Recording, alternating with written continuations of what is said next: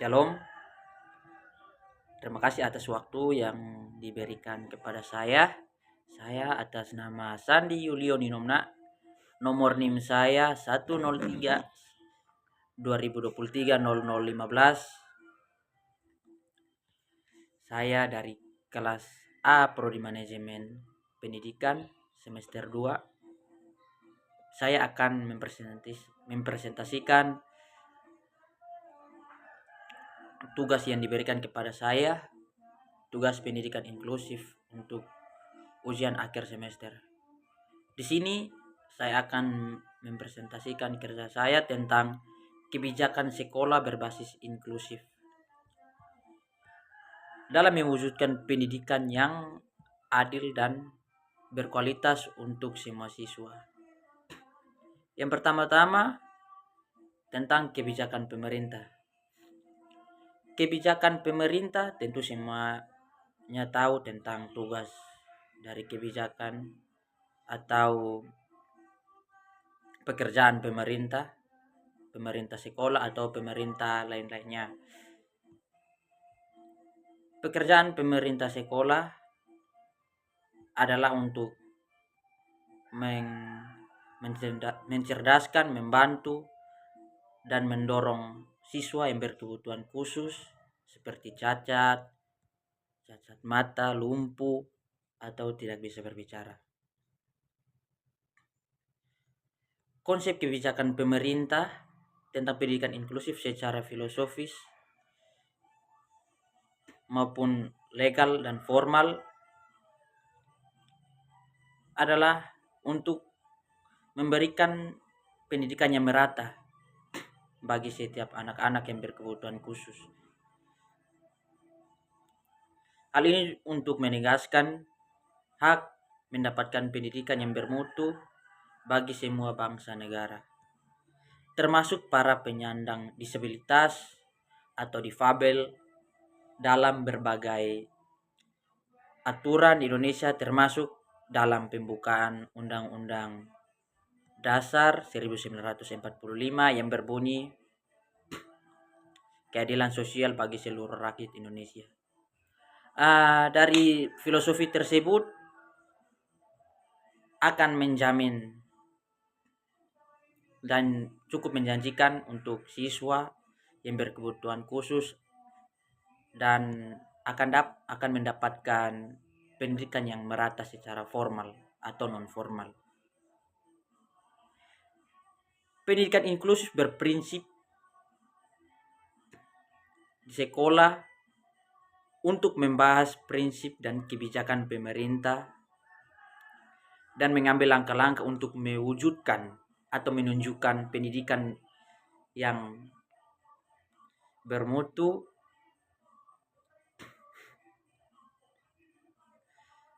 dan merata bagi semua individu, termasuk mereka yang memiliki kebutuhan khusus. Itu tentang kebijakan pemerintah. Berikut tentang program-program pendidikan inklusif atau yang biasa disingkat PPI yang berdiferensiasi. Program pendidikan inklusif atau PPI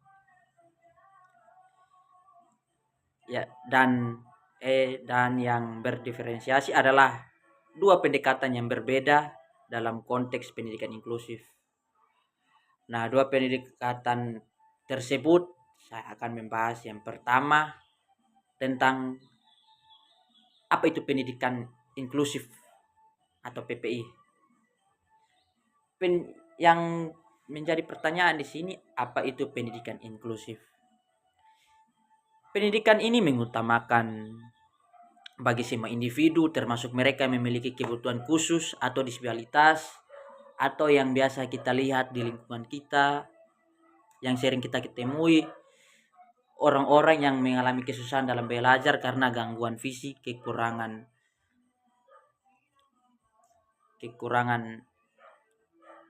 bahan untuk belajar.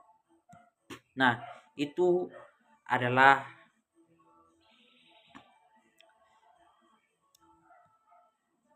adalah jawaban dari apa itu pendidikan inklusif. So, tujuan utama dari pendidikan inklusif itu memberikan akses yang sama untuk setiap siswa yang sehat ataupun yang berkebutuhan khusus seperti cacat yang tadi sudah saya bicarakan sebelumnya. Dengan kesempatan yang sama,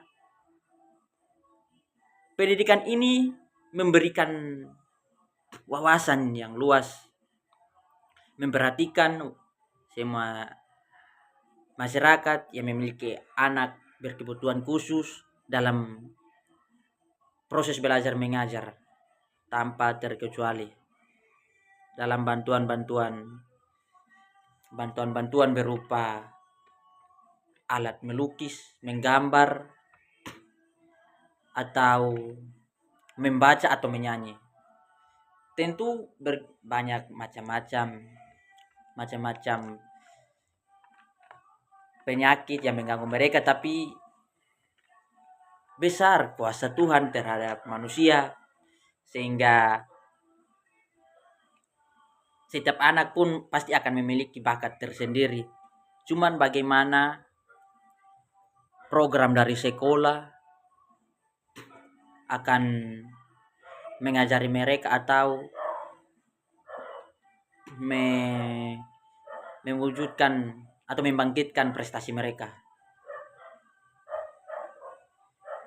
Program pendidikan inklusif atau PPI juga mencakup berbagai macam upaya untuk menciptakan lingkungan belajar yang ramah, mendukung dan membangkitkan pengetahuan bagi semua siswa. Tanpa harus memisahkan mereka berdasarkan kemampuan, fisik, pola pikir, atau kebutuhan mereka, guru akan memperhatikan semua siswa agar mendapatkan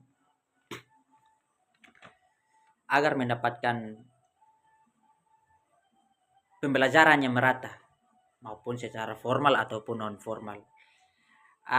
Itu tentang kebijakan pendidikan inklusif dan beberapa tujuan dan apa itu pendidikan inklusif yang sudah saya bahas tadi. Berikut saya akan membahas tentang diferensiasi dalam pendidikan inklusif. Mungkin ada teman-teman yang belum tahu apa itu pendidikan berdiferensiasi. Saya akan menjelaskan apa itu pendidikan tersebut. Pendidikan berdiferensiasi adalah pendidikan yang akan mempertimbangkan keberagaman individu, macam-macam budaya dari misalnya teman-teman siswa dari seberang lautan atau pulau lainnya yang memiliki keberagaman budaya, cara berbicara, cara berpikir, dan cara bergaul yang berbeda-beda. Tapi di sini pendidikan berdiferensiasi akan mengajak kita untuk mengembangkan pemahaman, kecepatan pikir, minat atau kebutuhan khusus lainnya. Program diferensiasi, mungkin ada teman-teman yang belum tahu apa itu program diferensiasi. Saya akan menjelaskan apa itu program diferensiasi bagaimana. Pendidikan inklusif dengan pendekatan diferensiasi memungkinkan guru untuk menyesuaikan metode pengajaran, materi, penilaian sesuai dengan kebutuhan dan karakteristik siswa masing-masing dalam satu ruangan atau dalam kelas misalnya. Nah, itu adalah program dari pendidikan bervariasi dan beberapa tujuan dari guru.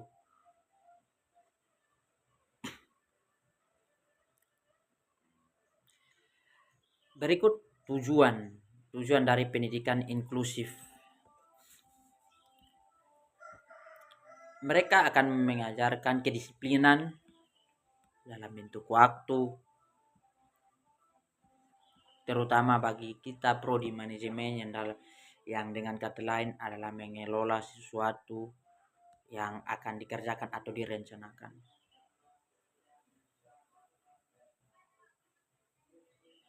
Penjelasan tentang pendidikan berdiferensiasi ini pembelajaran yang memberikan keluasan kepada semua siswa untuk mengembangkan bakatnya sesuai dengan bakat dan minatnya.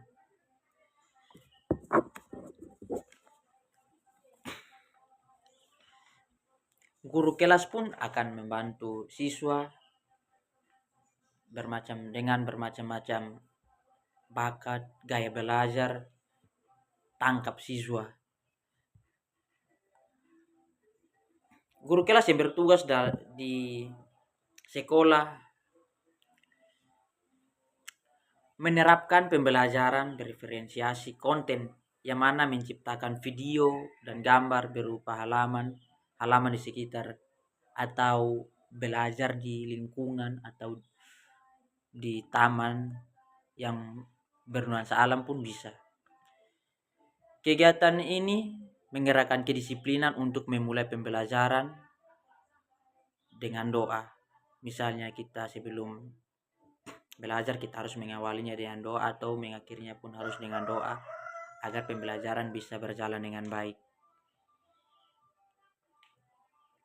Guru memberikan materi pembelajaran yang tepat bagi masing-masing siswa walaupun dengan judul materi yang sama. Ini akan membangun siswa yang baik, akan memahami proses belajar siswa yang kurang tidak baik, seperti susah dalam menemukan bakatnya. Peserta didik akan memahami materi sesuai dengan gaya belajar masing-masing dan siswa lebih tertarik untuk belajar ketika materi sudah diberikan. Misalnya si A tertarik dengan pembelajaran yang bernuansa alam dan si B tertarik dengan pembelajaran yang bernuansa teknologi seperti komputer dan lain sebagainya. Itulah beberapa contoh yang tadi saya dapat berikan. Peserta didik memahami materi sesuai dengan gaya belajar. Pertanyaan bagi siswa pun harus pas atau tidak boleh menyinggung atau menyusahkan mereka, karena banyak siswa yang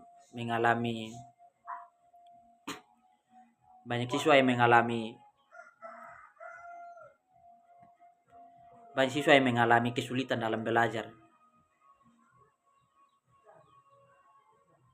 Itu adalah beberapa penjelasan yang saya sampaikan dan saya berikan.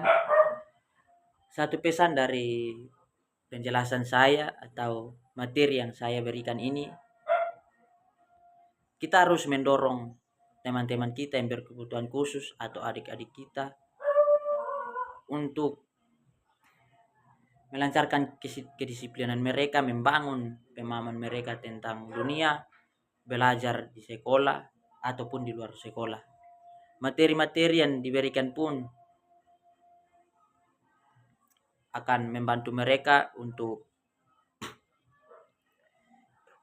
mengetahui kehidupan di luar sekolah atau di dalam sekolah sehingga tidak terpengaruh atau dengan bahasa kasar dibodohi. Jadi baik, sekian itu dari penjelasan saya. Jika ada kekurangan dalam penjelasan saya atau kata-kata yang tidak berkenan, saya mohon maaf.